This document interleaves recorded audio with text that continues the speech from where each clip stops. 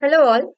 Welcome to the fourth unit of Soft Skills and Interpersonal Skills. And today we will be dealing with resume writing, something that you have perhaps not have done, but something that you, of course, know what a resume is.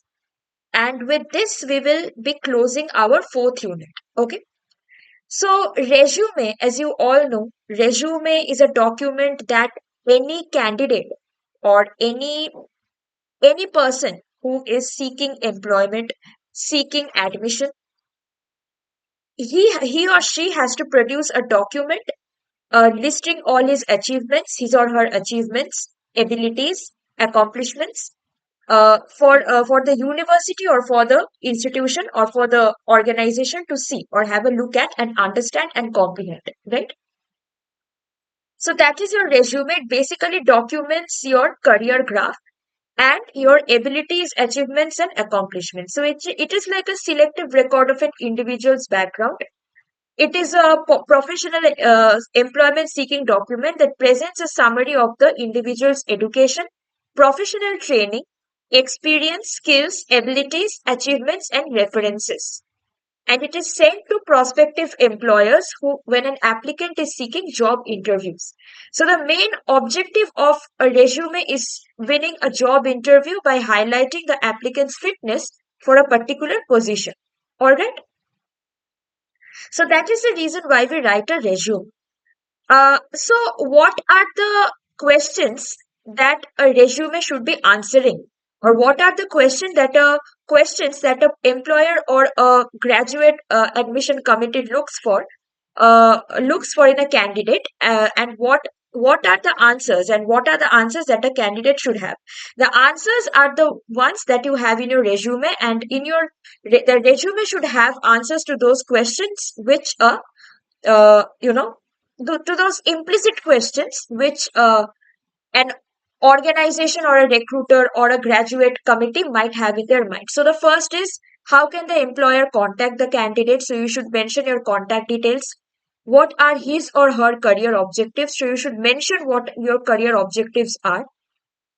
Which institutions have been attended? So what are the institutions that you have attended, starting from your school, college, or if you have done your postgraduate degree or PhD or anything of that sort?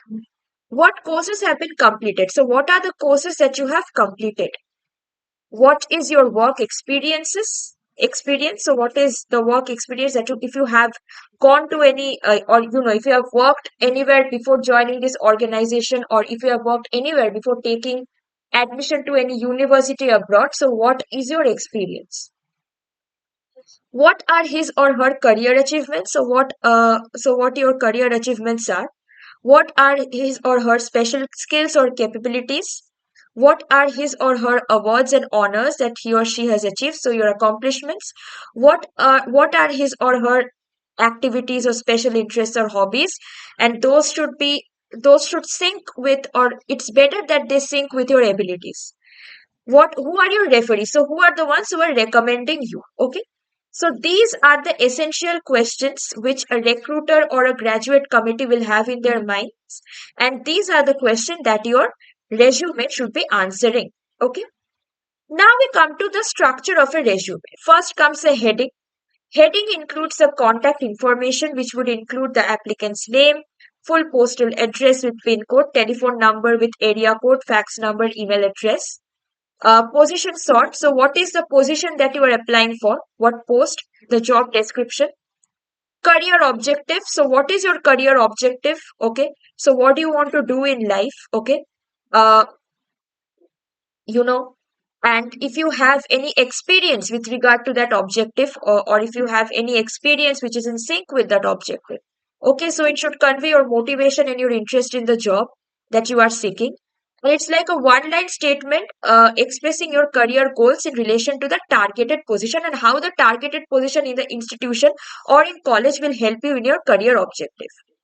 So that is their professional summary. So some resumes might include a professional summary instead of a career objective, which is a one sentence statement listing the applicant's most important qualifications, his or her essential skills, and his or her key work experience. So These are the things that your professional summary, if you're planning to write a professional summary instead of your career objective, so these should be included. So your essential skills, your work experience, and your important qualifications. Okay. And this part should be included in the resume. Okay. Then comes your education. So, what are the educational institutions that you have attended ever since starting from your school? Okay.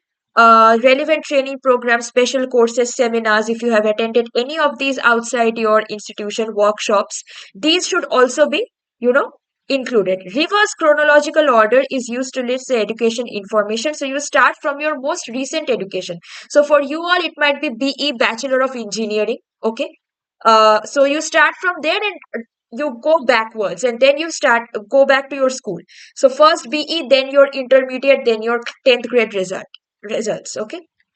Then comes your work experience. So if you have worked anywhere before joining this organization, that has to be mentioned. And how is how has that work experience helped you?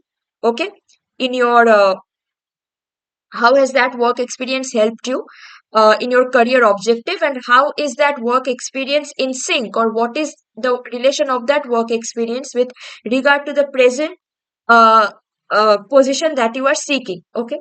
Special skills, abilities, and aptitudes. So if you have any special skills, if you have any abilities, if you have any aptitudes, those should be mentioned. Okay. And those are the selling points of your selling points of your resume.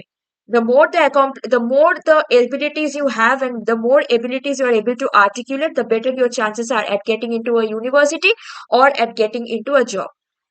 Then comes references. Okay, now references are, employers need references from persons who know the applicant's work or professional competence through formal and professional interaction with him or her.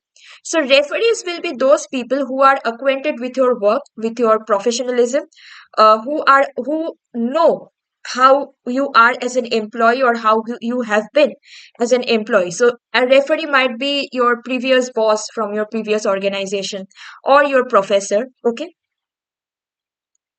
So the name of the referee must be mentioned, his or her designation, whether he is your employee, he is your professor, he or she is your professor, has to be mentioned with full contact address and telephone number, email address. Okay.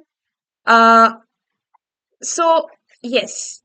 Now we come to the various styles of resume. First, we come to the chronological resume. Chronological resume basically includes your education experience in the chronological order. Okay, starting based on where you have started to where you are now. Okay, then comes your um, functional resume. Now, functional resume basically highlights the key points in your resume, and the key points are what your abilities are, what your accomplishments are, what your achievements are. So, those are the key points in your resume that will be highlighted, and this is your functional resume.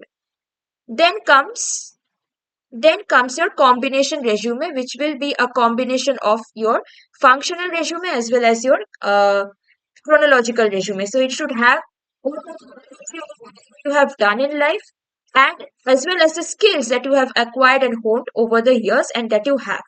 Okay. So this is all about your resume writing, and with this we come to the end of resume writing. Okay.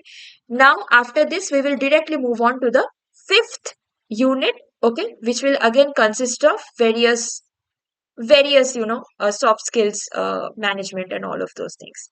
Thank you everyone. Thank you for listening.